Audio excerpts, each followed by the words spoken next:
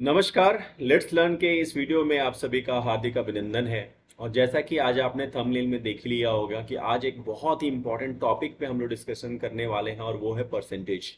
किसी भी SSC RRB या एनटीपीसी में इस सेक्शन से सवाल रहते ही हैं। और सवाल इतना डेंजरस दिखता है कि वहां से फिर चूंकि अपने पास टाइम नहीं रहता है और होता ये है कि डर के मारे वो क्वेश्चन को छोड़ के आगे बढ़ना पड़ता है। और सिर्फ इसलिए होता है बिकॉज क्वेश्चंस में कुछ ऐसे आंकड़े हमें दिख जाते हैं। फॉर एग्जांपल इस क्वेश्चन को देखिए, इसमें 37.5% दे दिया, 66.5% दे दिया और संख्याएं हमें पता ही नहीं है, जिससे हमें डर लग जाता है और हमें पता नहीं लगता कि हमें करना क्या है यहाँ पे। ठीक है, क्वेश्चन पूछ दिया है दूसरी संख्या के संदर्भ में पहली संख्या कितने प्रतिशत है। ओके, विश्वास कीजिए कि ये सिर्फ 10 सेकंड का क्वेश्चन है, 10 सेकंड से ज्यादा का क्वेश्चन नहीं है। इसके लिए हमें कुछ कॉन्सेप्ट्स को जानना पड़ेगा परसेंटेज में, और उसके लिए आज का क्लास हमें बहुत ही ध्यान से देखना पड़ेगा। सबसे पहले तो मैं जो 10 सेकंड का जो प्रॉमिस कर रहा हूं वो आप देख लीजिए कि वो एक्चुअली है क्या। ओके, 37.5% को सिंपली हम लोग कैसे लिख सकते हैं, 3/8। अब ये 3/8 कहाँ से लिखा, यही आज का टॉपिक है और यही हमें समझना है। और विश्वास कीजिए कि इस वीडियो के लास्ट क्लास तक आप भी इतने कॉन्फिडेंट हो जाएंगे कि आप जहां भी 37.5% देखेंगे आपको ये 3/8 वहां पे समझ में आने लगेगा कि इसको कैसे यूज करना है। 66.66% को कैसे लिखेंगे, इसको सिंपली हम लोग 2/3 लिखते हैं। तो यही आज का मुद्दा है कि कैसे हमें परसेंटेज को फ्रैक्शंस के रूप में कन्वर्ट करके अपने अंदर उसको सोच के तुरंत उसको लिखना है और उसको अप्लाई करना है क्वेश्चंस में। अब यहां जो कह रहा है कि वो दो संख्याएं हैं, किसी तीसरी संख्या से क्रमशः इतनी और इतने प्रतिशत अधिक है, तो तीसरी संख्या भी हमें नहीं पता है। और दो संख्याओं की तुलना करनी है कि जो दूसरी संख्या के संदर्भ में पहली संख्या कितने प्रतिशत है। तो ये तो काफी कंफ्यूजिंग हो गया, कोई ऑप्शन बचेगा ही नहीं, आप तो क्वेश्चन छोड़ के चले जाओगे वहां पे। और एक आसान सा क्वेश्चन जो कि सिर्फ 10 सेकंड में सॉल्व होने वाला होगा, आप वहां पे मौका खो देंगे। ओके, यहां पे मैंने लिखा है कि 37.5% को हम 3/8 लिख सकते हैं। तो जो डिनोमिनेटर होता है वो हमेशा ही कांस्टेंट होता है। अभी यहां बोल रहा है कि अधिक है, एक वर्ड पढ़िए, अधिक, यानी डिनोमिनेटर से 3 अधिक है। कौन सी संख्या है, एक जो पहली संख्या है। ठीक है, यानी अगर तीसरी संख्या 3 है तो पहली संख्या उससे 3 अधिक होगी, यानी ये 11 हो जाएगी। सिमिलरली यहां पे अगर दूसरी संख्या तीसरी संख्या से 2 अधिक है, तो अगर तीसरी संख्या 3 है तो वो दूसरी संख्या क्या हो जाएगी, 2 अधिक यानी 5 हो जाएगी। बट यहाँ पे तीसरी संख्या 8 आ रही है और यहाँ पे 3 आ रही है, तो वो कुछ समझ में नहीं आ रहा है। इसलिए हमें इन दोनों को इक्वल करना पड़ेगा, और इक्वल करने के लिए हमने पढ़ रखा है कि इसमें 3 से गुना कर दीजिए और इसमें 8 से गुना कर दीजिए। अब चूंकि यहाँ 3 से गुना कर रहे हैं तो यहाँ भी हमें 3 से गुना करना पड़ेगा, और यहाँ पे 8 से गुना कर रहे हैं तो यहाँ भी 8 से गुना करना पड़ेगा। अब ये जाके शायद इक्वल हो जाएगा, तो ये हो जाएगा 24 और ये हो जाएगा 33। और इस केस में क्या हो जाएगा, ये हो जाएगा 24 और ये हो जाएगा 46। अभी तो तीसरी संख्या इक्वल हो गई। जब तीसरी संख्या इक्वल हो गई तो हमें तो पता लग गया कि तीसरी संख्या है क्या यहाँ पे। ओके, 24 है, तो यानी पहली संख्या क्या है, 33 है, और जो दूसरी संख्या है वो क्या है, 40 है। तो यही तो पूछ रहा है कि जो पहली संख्या है वो दूसरी संख्या के संदर्भ में कितना परसेंट है। ठीक है, तो ये हो जाएगा आपका 82.5%, सिंपल, और ये सॉल्व हो गया। ठीक है, ये मैंने सॉल्व किया हुआ है, मैंने काफ़ी प्रैक्टिस की हुई है और क्वेश्चंस को देख के मैं सॉल्व कर दे रहा हूँ, और यही सिचुएशन आपकी भी होने वाली है। सो कॉन्फिडेंट रहिए, जिनको अभी कुछ समझ में नहीं आ रहा है घबराने की कोई ज़रूरत नहीं है, आपको सारी चीज़ें समझ में आएंगी। दुनिया की जितने भी परसेंटेजेस होंगे आप उनको कन्वर्ट करना सीख जाओगे इस वीडियो के लास्ट तक। सो कृपया बने रहिए। ओके, सेकंड क्वेश्चन है जो कि आपने थंबनेल में देखा होगा पिक्चर में, तो ये भी मैं आपको कॉल करके दिखा देता हूं। यहाँ पे देखिए 560%, ये कितना लंबा चौड़ा सम हो जाएगा। इसको आप कैलकुलेट करने बैठोगे तो बहुत टाइम लग जाएगा। जिनको मैथमेटिक्स आती है, और जिनको मैथमेटिक्स नहीं आती है उनके लिए तो खैर ये कठिन है, ये वो तो छोड़ के जाएंगे ही। लेकिन जिनको आती है जिनको आती है मैथमेटिक्स, वो परसेंटेजेस को निकालना चाहते हैं, उनके लिए टाइम कंज्यूमिंग होगा। तो ये नहीं करना है, यहाँ पे स्मार्ट वर्क करना है। स्मार्ट वर्क कैसे करेंगे, इसको ऐसे लिखेंगे 25% ऑफ 560 इंटू 560। मैंने परसेंटेज को एक्सचेंज कर दिया। अब ये क्यों किया है वो भी मैं आपको बताऊंगा, और यहाँ पे लिख दूंगा 60% ऑफ 380। अगर आप सोच के देखोगे तो इसका और इसका मीनिंग एक ही रहेगा। ठीक है, इसका और इसका मीनिंग एक ही रहेगा। ठीक है, अगर जो होशियार बच्चे होंगे उन्होंने मीनिंग देख के ही समझ गया होगा कि हाँ यार ये तो मैं कर सकता था, लेकिन ये आपने आज पढ़ लिया, आज के बाद से आपको जिस इस तरीके के जितने भी क्वेश्चन दिखेंगे आप उसको सॉल्व कर पाओगे। अब ये 25% को कैसे लिखते हैं, कोई बता सकता है? इसको मैंने लिख दिया 1/4, आंख बंद करके लिख दिया, बिकॉज ये मुझे पता है। और इस वीडियो के लास्ट तक आपको भी पता हो जाएगा, आप ही 25% जहां दिखेगा आप उसको 1/4 लिखने लगोगे। ठीक है, 60% को हम कैसे लिख सकते हैं? 60% को हम लिख देंगे 3/5। अब ये कहां से लिख दिया, तो ये सब हम प्रैक्टिस करेंगे, हम देखेंगे। ठीक है, ये 380, इसको आप सॉल्व करोगे तो ये आ जाएगा 368। ये ऑप्शन इसका सही हो जाएगा। ठीक है, कुछ और भी सवाल हैं जो कि आप देख लीजिए। यहाँ पे हमें इसको, ये हमारा चैलेंज रहेगा, इसको हमें कन्वर्ट करना है। ओके, नाउ नेक्स्ट क्वेश्चन में ये चैलेंज रहेगा कि इसको हमें कन्वर्ट करना है। ओके, और इसको कन्वर्ट करना है, इसको क्या लिखेंगे? ओके, तो ये सारी चीजें आप कर पाओगे, इसलिए घबराना नहीं है। और ये तो जैसा कि मैंने अभी करके दिखाया, आप सिंपली एक्सचेंज कर दो तो 75% आपको पता होना चाहिए कैसे लिखेंगे, और 120% पता होना चाहिए कि आप ये कैसे लिखेंगे। ठीक है, तो घबराना नहीं है, सिर्फ देखते चलिए कि कैसे मैं इसको कर रहा हूं और कैसे आपको एक्सप्लेन कर रहा हूं। सबसे पहले तो देख लीजिए कि 100% का मतलब होता क्या है। ओके, कोई बता सकता है 100% का मतलब क्या होता है? ठीक है, अगर जिनको पता है 100% का मतलब, तो वो कृपया कमेंट में हमें बताएं। ठीक है, नाउ 100%, पिछला वीडियो अगर अब मेरा आपने देखा होगा प्रॉफिट एंड लॉस का, तो उसमें मैंने बताया था प्रतिशत का मतलब क्या होता है, परसेंटेज का मतलब क्या होता है। तो किसी भी चीज के आगे अगर परसेंटेज लगा हो, वो सिंपल फ्रैक्शन में हमें उसको कन्वर्ट करना है, तो 1/100 से गुना कर देते हैं। ये 100 से 100 तो कैंसिल हो गया, और ये हो जाएगा 1। यानी 100%, किसी भी चीज का 100% क्या होता है, तो वो उसका पूरा हिस्सा होता है, यानी 1 यूनिट होता है, यानी कंप्लीट हिस्सा होता है। ठीक है, ये आप समझ लीजिए। प्रतिशत में एक बार फिर से रिपीट कर देता हूं, प्रतिशत को हिंदी में लिखेंगे प्रति जोड़ शत। ओके, प्रति का मतलब होता है डिवाइड, और शत का मतलब होता है 100, सेंचुरी। ओके, अगर मैं बोलूं कि 1% का मतलब क्या है, यानी 1/100, यानी 100 का कौन सा हिस्सा है, तो एक हिस्सा है। ओके, अगर मैं बोलूं यहाँ पे 5%, तो 500 का कितना परसेंट है, सेंट। ठीक है, तो ये पांचवा हिस्सा है। ओके, पांचवा हिस्सा है, 100 का सिर्फ पांचवा हिस्सा है। अगर 50% बोल दूं तो ये हो जाएगा आपका 50/100, ये हो जाएगा 1/2, यानी 50%, मतलब आधा हिस्सा। पूरा एक हिस्से का, अगर ये पूरा एक हिस्सा है तो इसका आधा हिस्सा जो हो गया, ये हो गया 50%। ओके, ये 50%। ओके, आपको अभी धीरे धीरे समझ में आ रहा होगा कि प्रतिशत का मतलब क्या है। ओके, अब चलते हैं मुद्दे की बात करते हैं। मुद्दे की बात ये थी कि मैंने परसेंटेजेस को फ्रैक्शंस में कैसे लिख दिया था। ओके, तो यहाँ तो हमने देख लिया कि 100% को हम कैसे लिखते हैं, तो ये बता सकता है? 1। 50% को कैसे लिख सकते हैं? 1/2। ओके, 50% को 1/2। अब इसको आप यहाँ पे 1/2 को फिर 2 से डिवाइड कर दो, यानी 1/4। तो ये कितना हो जाएगा? 50/2, यानी 25%। 50 को 2 से डिवाइड करोगे तो यही आएगा ना। ठीक है, 25%।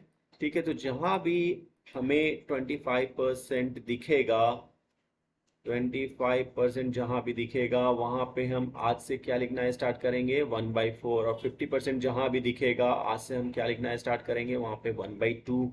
ओके, नाउ अभी यहाँ पे दोनों तरफ 3 से गुना कर दो, 3 से गुना कर दो, तो ये हो जाएगा 75%, और ये हो जाएगा 3/4। आप समझ रहे हो कि मैं कैसे कर रहा हूं? यानी कहीं भी अगर 75% दिखेगा तो वहां पे मैं 3/4 लिखूंगा। ओके, नाउ यहाँ पे अगर 2/4 मैंने कर दिया तो वो तो हो गया 1/2, और उसका मतलब हो जाएगा 50%। ओके, एनी हाउ, नाउ 33.33% को कैसे लिखते हैं, कोई बता सकता है? इसको लिखते हैं 1/3। 1/3, राइट। आप एक बार परसेंटेज को यहां से हटा के सिंपल कैलकुलेशन करके देखना, वो हो जाएगा 1/3। और इसको आपको याद रखना है। ये सारी चीजें तो याद हो ही सकती हैं, जो भी मैथमेटिक्स के स्टूडेंट्स हैं और जो भी एसएससी या सीजीएल एनटीपीसी आरआरबी का एग्जाम देने जा रहे हैं, आपको ये याद करना ही पड़ेगा। ये छोटी छोटी चीजें हैं, इसको आप इग्नोर करके नहीं जा सकते हो, बिकॉज वहाँ टाइम बहुत कम रहेगा। बहुत सारे बच्चे compete करते हैं एक दूसरे के साथ में, और आपको उन सभी को बीट करना है। तो आजकल इतना फास्ट जब कंपटीशन हो चुका है, तो वहां पे आपको एक्सक्यूज का मौका नहीं देना है। आपको कुछ टाइम नहीं मिलेगा, आपको सब कुछ कंटेस्ट करके जाना है। ओके, यहाँ 1/3 हो गया, दोनों तरफ 2 से मल्टीप्लाई करेंगे तो ये 2/3 हो जाएगा, और ये हो जाएगा कितना, कोई बता सकता है? 66.66%। तो जहां भी 66.66% दिखेगा वहां पे हमको 2/3 लिखना है, जहां भी 33.33% दिखेगा वहां पे 1/3 लिखना है। ओके, नाउ 20% को कोई कैसे लिखता है? 20% को लिखते हैं 1/5। 1/5 कैसे लिख दिया भाई? तो 20% का मतलब क्या है? 20 डिवाइड बाई 100, तो ये तो कट गया ना 1/5। ओके, नाउ दोनों तरफ 2 से मल्टीप्लाई करो यहाँ पे, तो ये हो जाएगा 2/5 यानी 40%। यानी 40% को हम लिखेंगे 2/5। 3/5 को कैसे लिखेंगे? 60%। दोनों तरफ 3 से मल्टीप्लाई किया ना, इसमें 3 से मल्टीप्लाई किया और यहाँ पे 3 से मल्टीप्लाई किया, तो ये हो गया 3/5 और ये हो गया 60%। 4/5 का मतलब क्या हुआ? 80%। ओके, तो ये सारी चीजें आपको समझनी है। अगर याद नहीं भी हो रहा है तो एटलीस्ट बेस पकड़ के चलो कि 1/5 20% होता है, तो 4/5 उसमें 4 से मल्टीप्लाई कर दो और वो हो जाएगा 80%। ओके, आई होप आपको धीरे धीरे चीजें समझ में आ रही होंगी। इसको बार बार लिखो और प्रैक्टिस करो, आपको सारी चीजें समझ में आ जाएंगी, कोई दिक्कत परेशानी की बात नहीं होगी। ठीक है, नाउ 1/6। 1/6, ओके, 1/6 क्या था भाई? 1/6, 1/6, 1/6 को हम कैसे लिखेंगे? 1/3 इंटू 1/2 कर दो ना। ठीक है, 1/3 क्या था? 1/3 क्या था हमारा? 1/2 क्या था? 50%। और 1/3 था 33.33%। ठीक है, बट अगर यहाँ पे आपको समझना है कि 1/6 को कैसे लिखना है, तो 1/5 तो हमारा था, कितना था? 20%। तो ये 20% से लेस ही होगा ना। ठीक है, तो ये एक बार डिवाइड करके देख लो, फाइंड आउट करने के लिए, याद करने के लिए ये कितना होता है। तो ये हो जाएगा 6, और यहाँ पे 0 16, ये हो जाएगा 36, ये हो जाएगा 4, और ये हो जाएगा फिर से 16.66। ओके, 1/6 की वैल्यू हो जाएगी 16.66%। इसको याद कर लीजिएगा। ओके, 16.66%। तो यानी अब इसको अगर मैं 2/6 लिख दूं, दोनों तरफ 2 से मल्टीप्लाई करना पड़ेगा, तो ये कितना हो जाएगा? 2/6 का मतलब क्या होता है? 1/3। ये हो जाएगा 33.33%। अगर इसमें आप 2 से मल्टीप्लाई करके देखोगे तो ये आपको यही देगा। ओके, नाउ अभी आपको अगर मैं बोलूं कि 3/6, 3/6 का मतलब क्या हो गया? 1/2। अगर इसमें ये जो 16.66 में 3 से गुना करोगे तो ये आपको मिल जाएगा 50%। बैक टू रूट, सब कुछ वही आते जा रहा है, सब कुछ वही आएगा ही आएगा। अब यहाँ पे 4/6, 4/6 का मतलब क्या हुआ? 2/3। 2/3 क्या होता है भाई? 2/3 ये होता है 66.66%। ओके, 5/6, 5/6 का मतलब क्या हो गया? यहाँ पे 16.66 में आप 5 से गुना कर दोगे तो कितना आएगा? कोई बता सकता है? 5/6 ये कितना हो जाएगा? कोई बता सकता है? 5/6 को और भी कैसे, किस तरीके से लिख सकते हैं? किस तरीके से लिख सकते हैं? ये हो जाएगा 16 पचे 80, और वो कुछ आएगा समथिंग 80 पॉइंट समथिंग के अराउंड वो आएगा वैल्यू। तो ये सारी चीजें आपको बेस हैं और ये आपको समझ के लिखना है। आई होप आपको सारी चीजें अभी क्लियर हो रही होंगी। ठीक है, ये सारी चीजें हम लोग सॉल्व करके देखेंगे, कोई दिक्कत परेशानी वाली बात नहीं है, सब कुछ समझ में आएगा आपको। ओके, नाउ नाउ 1/7, 1/7 को कैसे लिखते हैं? तो पहले डिवाइड करके देख लो।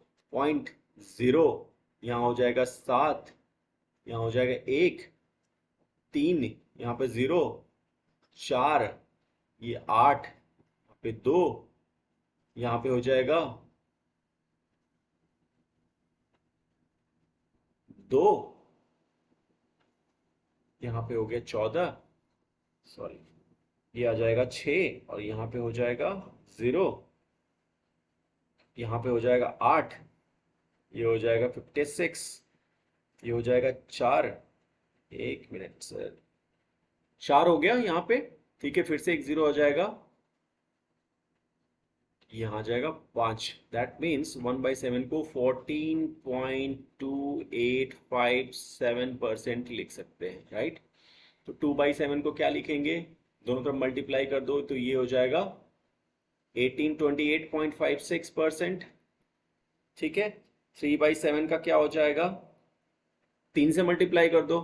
ठीक है, तो ये हो जाएगा 57.14%। ठीक है, तो ये सारी चीजें आपको अभी धीरे धीरे समझ में आ रही होंगी। ओके, तो इस तरीके से हमें फ्रैक्शंस को देखते हुए जाना है और संभल के इसका यूज करना है। ओके, सिमिलरली 1/8 वाला जो केस होगा वो आप फाइंड आउट कर लीजिएगा, उसको प्रैक्टिस कीजिएगा। 1/9 वाला जो केस होगा उसको प्रैक्टिस कीजिएगा। ओके, नाउ अभी हम देखना स्टार्ट करते हैं हमारे जितने भी क्वेश्चंस थे।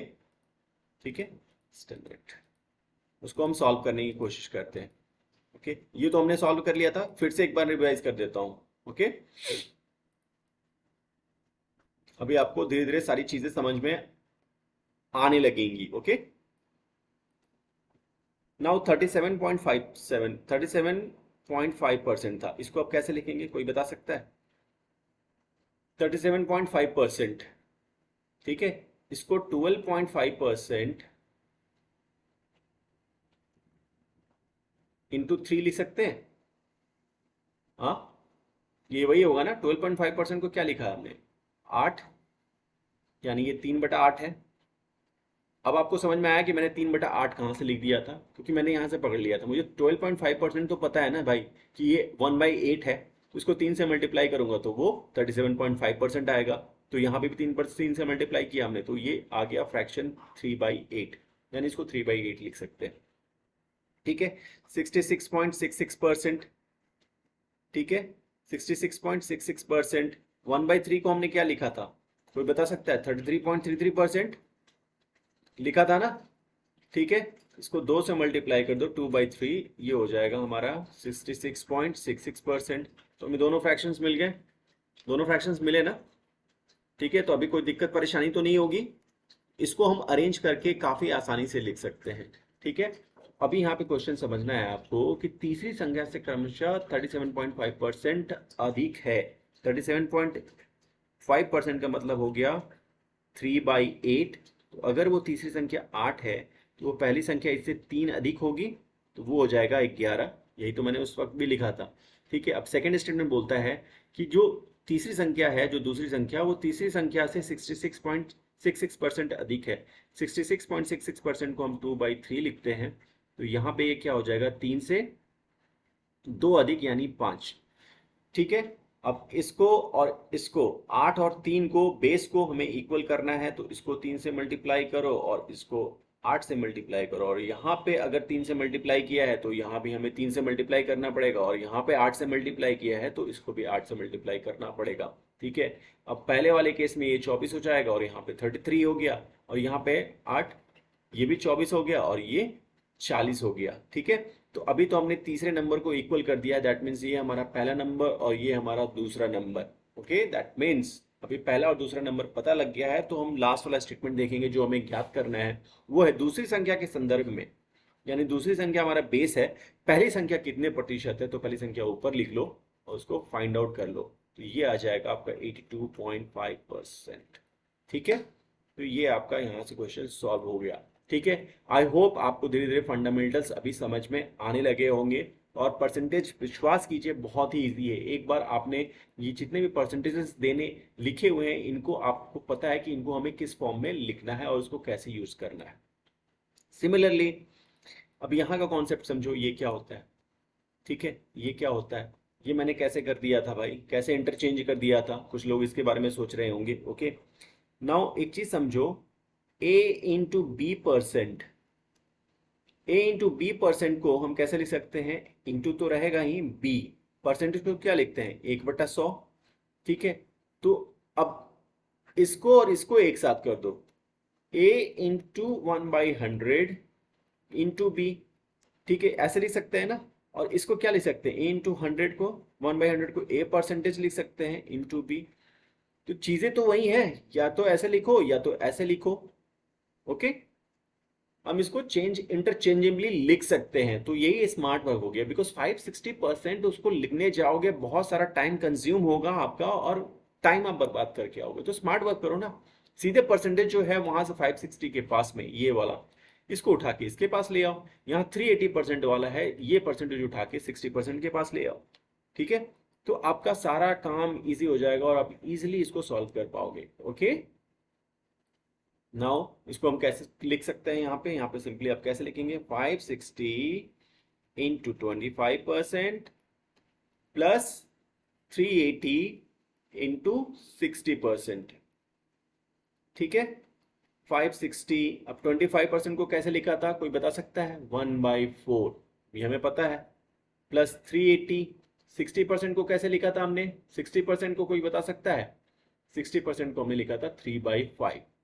ओके, अब यहाँ से काट फाट करोगे, सॉल्व करोगे तो ये हमारा आ जाएगा 368।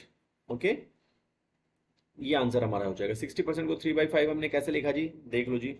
20% को कैसे लिखा था? 1/5, दोनों तरफ 3 से मल्टीप्लाई कर दो तो ये हो जाएगा 60%, ये हो जाएगा 3/5। ओके, नाउ 25% को 1/4 कैसे लिख दिया जी? 25% को 50% तो पता है ना? 50% 1/4, दोनों तरफ से 2 से डिवाइड कर दो तो ये हो जाएगा 25% और ये हो जाएगा 1/4। ओके, तो ये सारी चीजें आपको अभी समझ में आने लगी होंगी।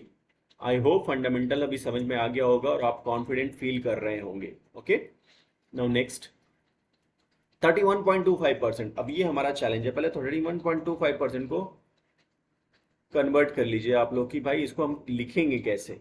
31.25%। ओके, 31.25% है, राइट। 31.25%, तो ये 12 में तो नहीं आ रहा है, ये 3 वाले में आ रहा है क्या? 4 वाले में आ रहा है क्या? 1/4, 1/4 को 25 लिखते हैं, 1/5 को क्या लिखते हैं? 20 लिखते हैं। 1/6, 1/6 को हम क्या लिखते हैं? वो लिखते हैं वैसे, वो भी नहीं होगा। 1/7 होगा, 1/7 वो भी नहीं होगा। वो भी नहीं होगा, तो फिर ये होगा क्या? ठीक है, एक बार हम देख लेते हैं, 2 मिनट के लिए रुकिएगा। 1/100 कर दिया तो यहाँ पे आ जाएगा 100। 3125। ओके, 3125 तो 5 से करेंगे तो ये हो जाएगा 30। 5 दूना 10 और 625 से ये जाएगा 5 से 20, 2000। ये हो गया 25, 5 एकम 5, 125। और ये हो जाएगा 5 से जाएगा तो 400। और ये हो जाएगा 25, और ये हो जाएगा 25, 80। और ये हो जाएगा 5, और ये हो जाएगा 5 से 16। ओके, दैट मीन्स ये 16 वाले में था। ओके, 16 16 16, ठीक है, 16 वाले में था, यानी ये इसका मतलब है 5/16। देख रहे हो आप? इसलिए मैं बोल रहा था कि प्रैक्टिस करना बहुत ही जरूरी है। 5/16 था ये, 5/16। 1/16 को कैसे लिखेंगे? अगर आपने 1/16 को भी प्रैक्टिस हमें करना पड़ेगा कि क्वेश्चन कहीं से भी पूछ सकता है। आजकल कंपटीशन लेवल इतना हाई हो चुका है कि आपको प्रैक्टिस करना ही पड़ेगा। ठीक है, 0.0, एक और जीरो दे दो यहाँ पे तो 0.6, तो यहाँ पे आ जाएगा 4 सी। ठीक है, तो ये आ जाएगा,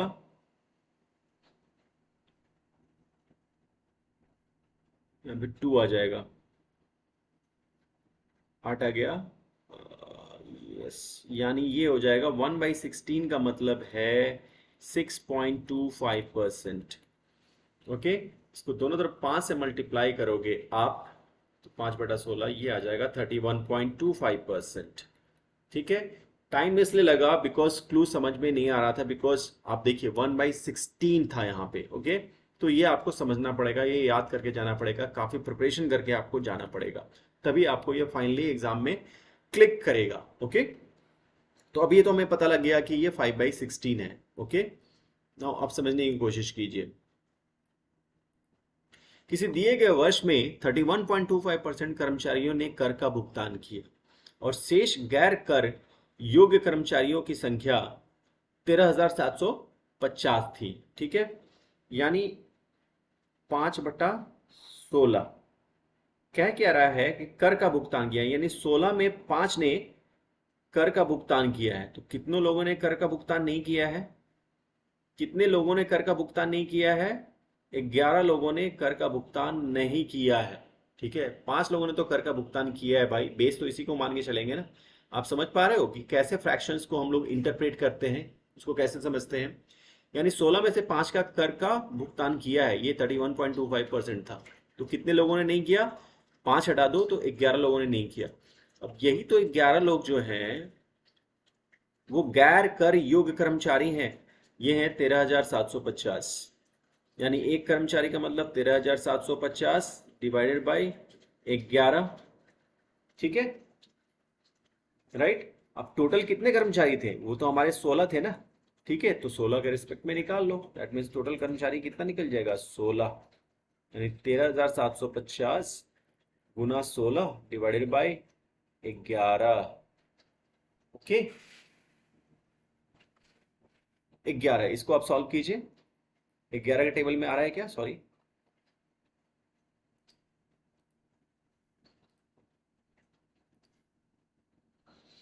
11 से ये कटेगा, 11 बन जाए 11।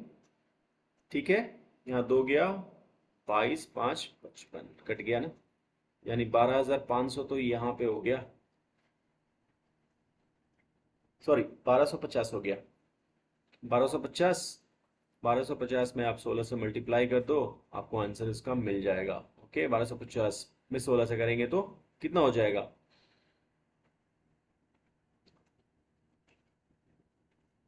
ये 7,500, 0, 5, 2, 1, 0, 0, 0, यहाँ भी 0, और यहाँ पे बच गया 2। यानी यहाँ पे ये कर्मचारियों की कुल संख्या जो थी वो थी 20,000। ओके, तो आपने सिंपली इसको सॉल्व कर लिया।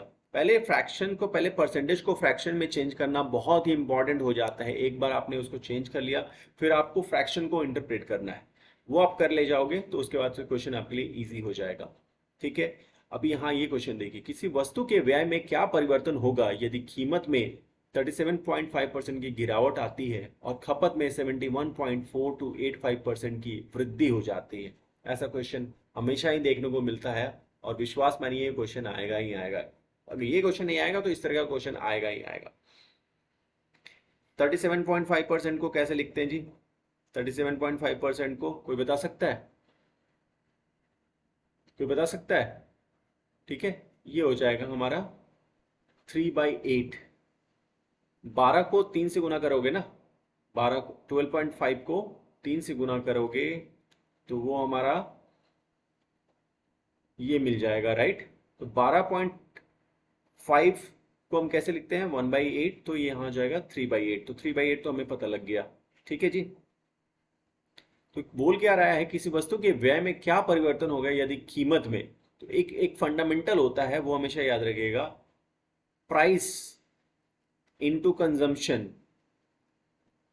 मतलब जो हम खरीद के खाते हैं उसका मूल्य जो होता है, उन दोनों को मल्टीप्लाई कीजिएगा, वही तो हमारा एक्सपेंडिचर होगा ना। हम कितना खर्चते हैं? हम वही खरीदते हैं ना जो हम दुकान से खरीदते हैं। तो हम जो दुकान से खरीदते हैं वो हमारा कंजम्पशन हुआ, और जो हम कंज्यूम कर रहे हैं, जो खरीद रहे हैं, उसका जो प्राइस होगा उसको मल्टीप्लाई कर देंगे तो उतना ही पैसा तो हम खर्च रहे हैं ना यहाँ पे। ठीक है, तो ये फंडामेंटल आपको समझ में आ रहा है? ठीक है, तो अभी बोल रहा है क्या कि ये बेस मान के चलेंगे कि अगर बेस ये था, उसमें कीमत में 3 की कमी आ गई, दैट मीन्स ये हो गया अभी कितना, 8 से 5 हो गया। ठीक है, समझ में आया आपको? ठीक है, यहां तक तो ठीक है। अभी 71.4285% को देखते हैं, इसको कैसे चेंज करेंगे। 71.4285%। ठीक है, 1/7 को हमने कैसे लिखा था? कोई बता सकता है? 1/7 को 14.28। ठीक है, दोनों तरफ अगर आप यहाँ पे 5 से गुना करेंगे, 5 से गुना कर देंगे तो आपको मिल जाएगा यहाँ पे 71.4285%। ठीक है, 5 से यानी 5/7। ठीक है, 1/8 तक जितने भी मल्टीपल्स हैं वो मुझे याद है, वहां पे याद करने की कोई दिक्कत नहीं है, आपको प्रैक्टिस करते करते धीरे आ जाएगा। ठीक है, 1/16 वाला जो एक प्रॉब्लम था वो वहां पे दिक्कत कर रहा था, इसलिए मुझे वो फाइंड आउट करके देखना पड़ा। ठीक है, तो क्वेश्चंस कभी कभी आ जाते हैं, बट मोस्टली जो एग्जामिनर को भी पता है कि कितना टाइम देना है और कहाँ तक बच्चे प्रॉब्लम सॉल्व कर सकते हैं, तो वो सारी चीज़ें कंसिडर करके हमें अपने आप को तैयार करके रखना है, सो दैट अनएक्सपेक्टेड क्वेश्चन अगर एग्जाम में आता है तो हमारे पास एनफ टाइम रहेगा, वहाँ पे हम टाइम दे सकते हैं। बट ऐसे क्वेश्चंस जो कि काफ़ी ईजी हैं, उसमें तो टाइम आपको नहीं मिलेगा और ये 10 सेकंड में आपको सॉल्व करना रहेगा। ठीक है, तो यहाँ पे 71.4 to 85% को हम 5/7 लिख सकते हैं। ठीक है, खपत में भी वृद्धि होती है उसकी, यानी 7 तो बेस है ना इसका, तो वृद्धि हो गई, यानी 7 से उसका खपत बढ़ के 5 कितना हो गया, 12 हो गया। ठीक है, तो यहाँ पे कितना था, 8 से 5 और यहाँ पे 7 से 12, तो इसको मल्टीप्लाई करो। ठीक है, मल्टीप्लाई क्यों करेंगे, बिकॉज प्राइस जो है, यहाँ तो प्राइस है ना जी और यहाँ पे खपत है, तो दोनों को मल्टीप्लाई करेंगे तो ये हो जाएगा 56, 8 से 56 और यहाँ पे 12 और 60, 12 और 5 ये हो जाएगा 12 पचे 60, यानी जो कंजम्पशन है वो हमारा दिख रहा है कि वो बढ़ गया है, 56 से कितना हो गया है। ठीक है, सॉरी, जो हमारा विक्रय है, वस्तु का व्यय है, जो एक्सपेंडिचर है वो उसमें 4 की वृद्धि हो गई है, वो 56 से 60 हो गया है। तो यही तो निकालना है ना कि वस्तु के व्यय में क्या परिवर्तन होगा। तो ये हमारा दिख रहा है कि 4 का इंक्रीमेंट हुआ है यहाँ पे +4। ठीक है, तो किसके किसके रिस्पेक्ट में हुआ है, तो ये हुआ है हमारा 56 के रिस्पेक्ट में, तो ये हमें निकालना है यहाँ पे। ओके, तो ये यहाँ पे निकाल दो आप, यहाँ पे हो जाएगा ये 4 डिवाइडेड बाई 56 गुना 100 और ये फाइंड आउट कर लो, तो ये निकल जाएगा आपको, कितना आ जाएगा 100/16। 100/16 का मतलब क्या हुआ, 100/16 का फाइंड आउट करो आप, कितना हो जाएगा 96 4.0 6.25%, हमारा पहला ऑप्शन सही हो जाएगा। आई होप अभी तक आपको समझ में आ रहा होगा और धीरे धीरे चीजें क्लियर हो रही होंगी। ठीक है, आज के बाद से आप काफी कॉन्फिडेंट भी फील करने लगोगे। ओके, नाउ नेक्स्ट जो क्वेश्चन है वो मैं आपको होमवर्क देना चाहता हूं, वो कृपया आप लोग खुद से बनाएं और सॉल्व करके मुझे ये दिखाएं, और इसका जो करेक्ट आंसर होगा उसको प्लीज कमेंट में मेंशन करें, सो दैट मुझे भी ऐसा लगेगा कि आपको भी कुछ समझ में आया जो मैंने अपना एफर्ट डाला और जो समझाने की कोशिश की। यहाँ पे कुछ नहीं करना है, परसेंटेज को एक्सचेंज कर देना है। 75% का मतलब आप सभी को पता है कि वो होगा 3/4। 120% का एक मैं क्लू दे देता हूं आपको, 120% को आप लिखोगे 100% प्लस 20%। ओके, 100% का मतलब क्या होता है, 1 होता है, 20% का मतलब क्या होता है, 1/5, यानी ये हो जाएगा आपका 6/5।